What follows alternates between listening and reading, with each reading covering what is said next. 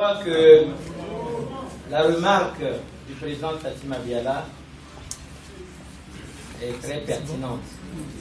Parce que nous avons l'impression parfois, à la vue des questions, qu'on a affaire à des journalistes non congolais. Donc la vie de la nation, ça ne leur concerne pas. Voyez-vous, ils disent, les leaders en restant surveillés ont été vite libérés. Et leurs militants sont encore détenus. Donc 2 semaines sans liberté, c'est vite libéré. Donc tout ce qu'on a trouvé, 2 semaines sans mouvement et des députés nationaux, les droits fondamentaux ont été bafouillés.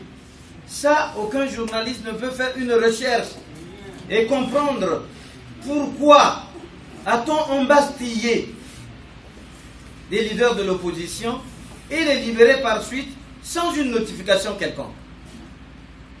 Ça n'intéresse personne. Quand on pose la question, on pense que 2 semaines, c'était pas assez, peut-être qu'il fallait 4 semaines. Vous voyez, et je reviens sur cette question tout simplement parce que ce qu'a dit le président Fatima Biala est très pertinent. Je crois que nous sommes des leaders, mais parce que nous défendons une certaine vision, une vision noble pour le pays, puisque nous nous apercevons chaque jour que le peuple, malgré tout, malgré toute la propagande, malgré que nous ne disposons pas des médias d'État et même pas les médias privés, mais que le peuple soutient l'opposition. Mais comment dans ces conditions, les journalistes ne sont pas-ils prêts même à faire des investigations, à comprendre comment un gouvernement qui est rejeté par la quasi-totalité de la population peut-il s'entêter dans une politique qui n'a pas d'avenir pour le pays?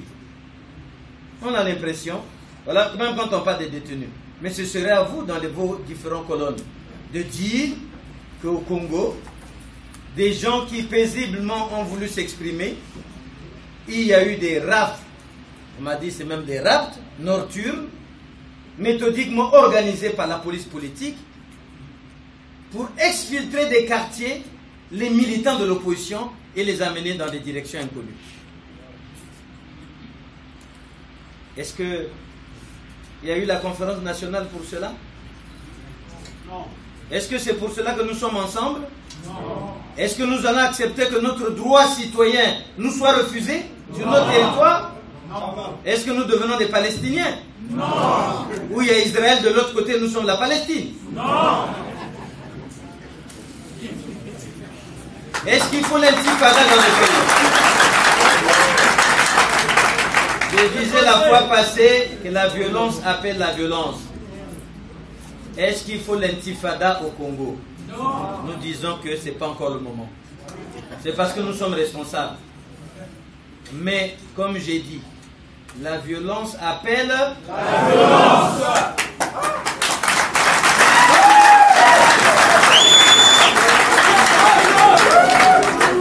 Et donc, pour revenir, s'il vous plaît, pour revenir à la question, le président Tsati a été très sobre. Les journalistes militants, je vais ajouter des journalistes militants et patriotes. Parce que être congolais, c'est avant tout une dignité, une fierté. Et on est congolais pourquoi? Parce qu'on appartient à un territoire, à une nation, des langues. C'est tout ça qui fait que nous soyons congolais. On doit être fiers de cela. Mais quand on parle des questions du Congo, mais ça doit intéresser tout le monde. Chacun là où il se trouve. Mais la désobéissance civile, quand nous la lançons, c'est même à ceux qui ont la plume. Chacun là où il se trouve apporte sa contribution à ce que le pays ne sombre pas.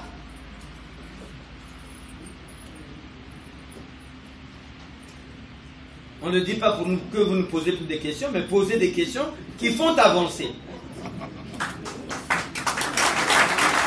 Parce que ce qu'on ne nous dit pas, pendant que nous nous battons à dire gouvernance électorale, est-ce que les journalistes veulent que dans ce pays, avec 10 000 Congolais, on puisse élire un président? C'est ça qu'on veut?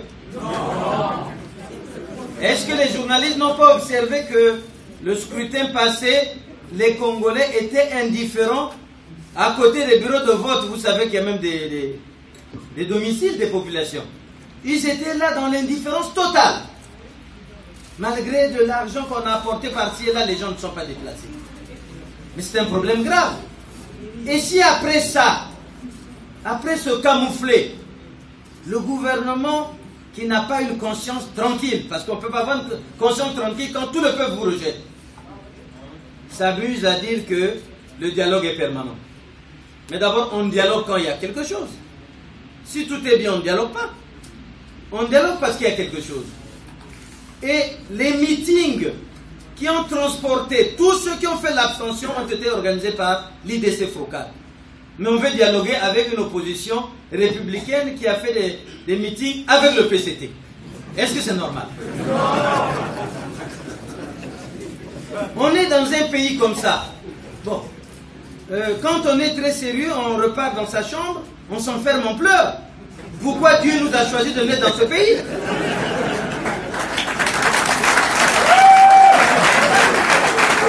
Parce que, pourquoi diable on est né ici? Au moment où les gens ne veulent pas qu'il y ait un dialogue avec la communauté internationale, juste à côté du fleuve, le plus jeune président est en train d'organiser un dialogue avec la communauté internationale. L'OIF est même en train d'intervenir. Bon, est-ce que ça n'amène pas beaucoup de questions? Pourquoi on nous a amené nous naître ici? Mais après on se dit, est-ce que les Burkinabés sont plus que nous? Non. Mais pourquoi les Burkinabés ont-ils gagné?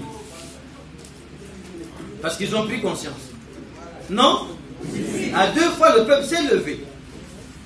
Mais les gens se trompent sur le peuple congolais. Je crois que le 27 septembre et le 17 octobre et le 20 octobre, le peuple congolais a démenti tous ceux qui se disaient qu'en face du président Sassou c'était un boulevard, qu'il n'y avait pas d'opposition. Je crois que plus personne ne parle de ça.